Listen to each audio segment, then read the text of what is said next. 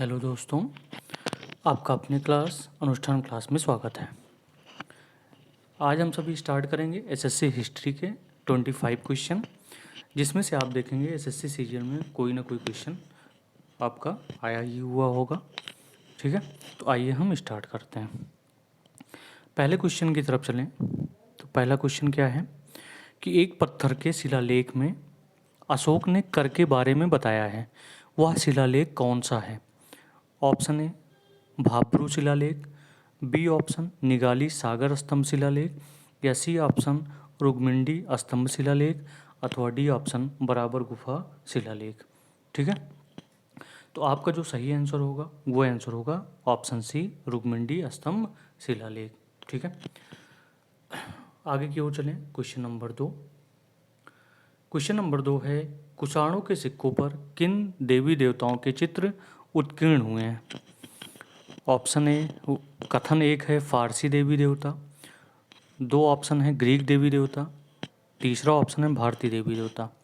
तो कुषाणों के सिक्कों पर किन देवी देवताओं के चित्र लगे होंगे? ऑप्शन ए दिया जा रहा है केवल एक और दो, ऑप्शन बी केवल दो और तीन, ऑप्शन सी केवल एक और तीन, और ऑप्शन डी दिया जाता है एक दो और तीन।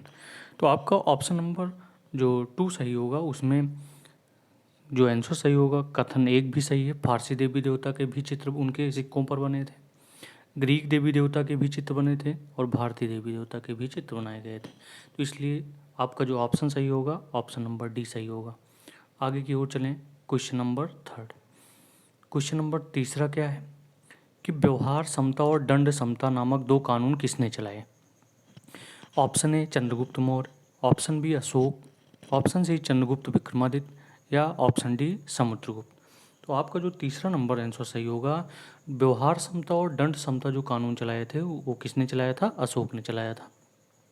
आगे की ओर चलें। क्वेश्चन नंबर 4, गुप्त काल का कानून किस पर आधारित था? Option A Manusmriti, option B Yajnavalkya की स्मृति, ऑप्शन सी पराशर स्मृति, या ऑप्शन डी है व्यास स्मृति।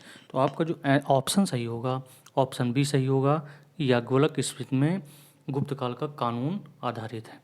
आगे की ओर चलें। क्वेश्चन नंबर 5 की ओर चलें। राजस्थान के मेवाड़ राज्य की स्थापना की? Option A Nagaditya, option B Shiladitya, option C Bappa Rawal, option D Mahendravati. तो जो आपका आंसर सही होगा ऑप्शन सी बप्पा रावल। आगे की ओर चलें। क्वेश्चन नंबर 6, मौर्य काल के दौरान शिक्षा का प्रसिद्ध क्षेत्र कौन सा था? Option A Ujjain, option B Taxila, option C Nalanda, option D Vikramashila. तो आपका जो ऑप्शन सही होगा आंसर सही होगा ऑप्शन नंबर ए सही होगा उज्जैन। आगे की ओर चलें। क्वेश्चन नंबर 7, ऋग्वेद में ऋचाओं की संख्या कितनी है? Option A 1810, option B 731, option C 10,580, या ऑप्शन डी 6,428। तो आपका 7 जो आंसर सही होगा सी 10,580 जो हैं ऋचाएँ हैं किसमें? ऋग्वेद में। आगे की ओर चलें। क्वेश्चन नंबर 8, निम्न में से कौन सा मिलान गलत है? ऑप्शन ए अष्टाध्यायी पाणिनि ने लिखी है, पंचतंत्र विष्णु शर्मा ने लिखी है, हर्षचरित बाणभट्ट ने लिखी है, हितोपदेश मयूर शर्मा ने लिखी है। तो आप देखेंगे ऑप्शन नंबर डी में इसमें पूछा जा रहा है कि कौन सा गलत है। अष्टाध्यायी पाणिनि ने लिखा है सही है, पंचतंत्र विष्णु शर्मा ने लिखा है ये भी सही है, हर्षचरित बाणभट्ट ने लिखा है ये भी सही है। तो आपका कौन सा ऑप्शन गलत होगा? हितोपदेश मयूर शर्मा गलत ऑप्शन होगा। इसलिए जो सही आंसर होगा इस क्वेश्चन का वो ऑप्शन डी होगा, हितोपदेश मयूर शर्मा ने नहीं लिखी है।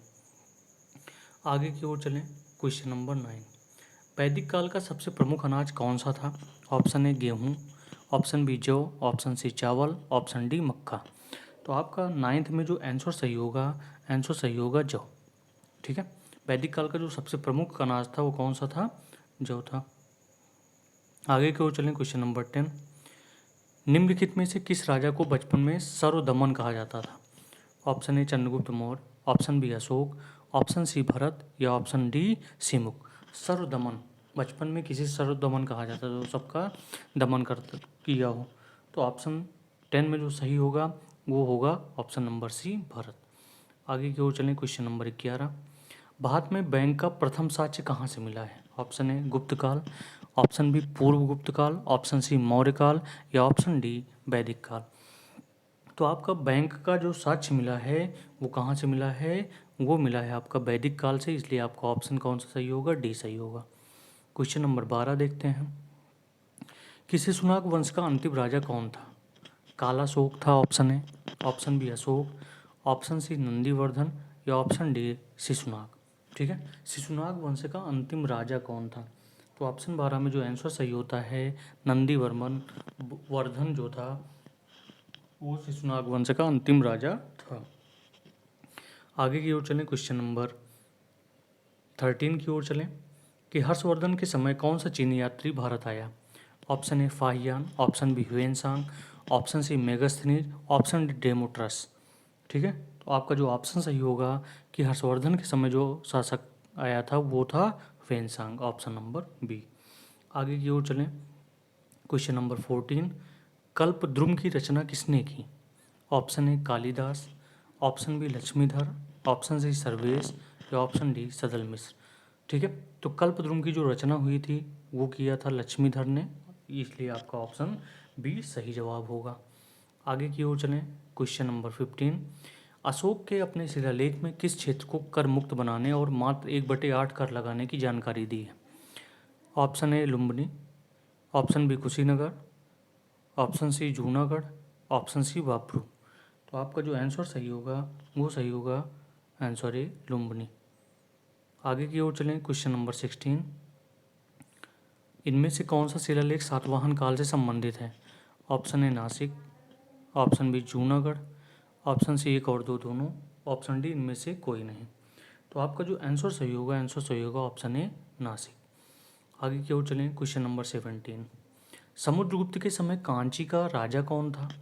Option A Hastivarman, option B Mantraraj, option C Nilraj, option D Vishnugupta. तो आपका जो आंसर सही होगा ऑप्शन नंबर डी विष्णुगुप्त। कहाँ का राजा था? कांची का राजा था। आगे की ओर चलें, क्वेश्चन नंबर 18 अगर हम देखें तो अंतिम मौर्य सम्राट कौन था? Option A Ashoka, option B Brihadratha, option C Samprati, option D इनमें से कोई नहीं। तो आपका जो आंसर सही होगा 18 में वो आंसर सही होगा ऑप्शन बी बृहदर्थ। जो अंतिम मौर्य सम्राट था कौन था? बृहदर्थ था। आगे की ओर चलें, क्वेश्चन नंबर 19 पाषाण युग में माइक्रोलिथ सबसे अधिक निम्नलिखित में से किस युग में पाए गए थे? ऑप्शन ए पाषाण काल, ऑप्शन बी मध्य पाषाण, ऑप्शन सी नियोलिथिक या ऑप्शन डी ताम्र। तो आपका 19 में जो आंसर सही होगा वो आंसर सही होगा बी। ठीक है, मध्य पाषाण काल में ही माइक्रोलिथ औजार पाए गए थे। आगे की ओर चलें, क्वेश्चन नंबर 20 निम्नलिखित में से किस हड़प्पा स्थल पर एक स्याहीदानी की खोज की गई है? Option A Harappa, option B Lothal, option C Kalibangan या ऑप्शन डी चनहुदड़ो। आपका 20 में जो आंसर सही होगा चनहुदड़ो में ही पाई गई थी स्याहीदानी, इसलिए आपका ऑप्शन डी सही जवाब होता है। आगे की ओर चलें, क्वेश्चन नंबर 21 निम्नलिखित में से कौन सा बौद्ध ग्रंथ भिक्षुओं और ननों के लिए नियमों से संबंधित है? Option A Vinaya Pitaka, option B Sutta Pitaka, option C अधिधम्म पिटक और ऑप्शन डी है इनमें से कोई नहीं। ऐसा कौन सा धर्म है जो बौद्ध ग्रंथ के भिक्षुओं और ननों से संबंधित है? तो आपका जो ऑप्शन सही होता है ऑप्शन नंबर ए विनय पिटक में ही इन सारे नियमों को दिया गया है। आगे की ओर चलें, क्वेश्चन नंबर 22 अजातशत्रु द्वारा इस्तेमाल किए गए अभिनव सैन्य हथियार निम्नलिखित में से कौन से थे? ऑप्शन एक है महाशिला कंटक और दूसरा है रथमूसर। तो नीचे दिए गए कूटों में से सही विकल्प का चयन करें। ऑप्शन ए केवल एक कथन सही है, ऑप्शन बी केवल दो कथन सही है, ऑप्शन सी दोनों एक और दो दोनों सही हैं, ऑप्शन डी ना तो एक सही है और ना तो दो। तो आप देखेंगे 22 में जो आपका सही जवाब होगा वो जवाब होगा ऑप्शन सी, दोनों यूज किया था किसने? अजातशत्रु ने अपने सैन्य अभियान में। आगे की ओर चलें, क्वेश्चन नंबर 23 निम्नलिखित में से कौन से कारक हैं जिन्होंने मगध को अन्य सभी महाजनपदों पर अपना प्रभुत्व स्थापित करने में मदद की? और कथन एक है मगध की भौगोलिक स्थिति, दूसरा कथन है सबसे अमीर लौह भंडार, तीसरा कथन है राजगिरी और पाटलिपुत्र दोनों ही रणनीतिक बिंदुओं पर स्थित थे। नीचे दिए गए कोड से सही विकल्प का चयन करें। ऑप्शन ए केवल एक सही है, ऑप्शन बी केवल एक और तीन कथन सही हैं, ऑप्शन सी केवल दो और तीन सही है या ऑप्शन डी 1, 2 और 3 सही है। तो आप देखेंगे आपका जो आंसर सही होगा कि महाजनपुर अपना प्रभुत्व स्थापित करने में मदद की किसने, मगध की भौगोलिक स्थिति ने, सही है। सबसे अमीर लौह भंडार, ये भी सही है। राजगीर और पाटलिपुत्र दोनों ही रणनीतिक बिंदुओं पर स्थित थे, इसलिए आपका जो ऑप्शन सही होता है ऑप्शन नंबर डी सही होता है, 1, 2 और 3। आगे की ओर चलें, क्वेश्चन नंबर 24। मैसिडोनिया वापस लौटते समय सिकंदर की सैन्य मुठभेड़ किसके साथ हुई थी? Option A Porus, option B Malloi, option C संगीतज्ञ या ऑप्शन डी अम्भी। तो आपका जो आंसर सही होगा मलोई। ठीक है, यानी मैसिडोनिया वापस लौटते समय सिकंदर की सैन्य मुठभेड़ कहाँ पर हुई थी, किसके साथ हुई थी? मलोई के साथ हुई थी। आगे की ओर चलें, क्वेश्चन नंबर 25। बिंदुसार के पिता कौन थे? Option A Chandragupta Maurya, option B Samudragupta, option C Ashoka या ऑप्शन डी भद्रबाहु। तो आपका जो सही जवाब होगा ऑप्शन ए होगा, चंद्रगुप्त मौर्य। इस प्रकार से आप देखेंगे एसएससी सीजीएल के हिस्ट्री के जितने भी 25 क्वेश्चन से हमने करवा दिया है। कल हम स्टार्ट करेंगे एसएससी ज्योग्राफी से फिर से 25 क्वेश्चन की सीरीज। तो आप इस चैनल के साथ बने रहिए और अपने पढ़ाई को मजबूत बनाते रहिए, अपनी तैयारी को मजबूत करते रहिए। तब तक के लिए यहीं पर विराम दिया जाता है।